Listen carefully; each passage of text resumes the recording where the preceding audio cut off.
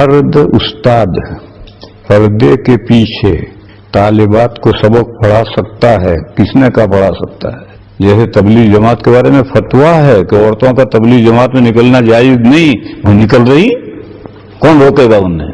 تو مردوں کا جوان لڑکیوں کو پڑھانا ہی جائز نہیں، اور مدرسے پڑھا رہے تو ہم کیا کریں؟ اسلامی تاریخ میں 1400 سالہ تاریخ میں کوئی نظیر نہیں ہے کہ مردوں نے بالغ عورتوں کو پڑھایا ہو، عورتوں نے مردوں کو پڑھایا ہے۔ حضرت عائشہ سے صحابہ پڑھتے تھے، لیکن کسی دور میں مردوں نے بالغ عورتوں کو پڑھا، اس کی کوئی نظیر نہیں کہ تم سب مولوی اکٹھا ہو۔ میں تمہیں بتاؤں، یہ جو پس پردہ مولوی پڑھاتے ہیں وہ پڑھاتے نہیں، ڈھونگ کرتے ہیں۔ ظفر الامانی مختصر المعانی کی شرح کھول کر کے پڑھتے ہیں، لڑکیوں کو کیا پتا کہ استاد بول رہا ہے یا پڑھ رہا ہے؟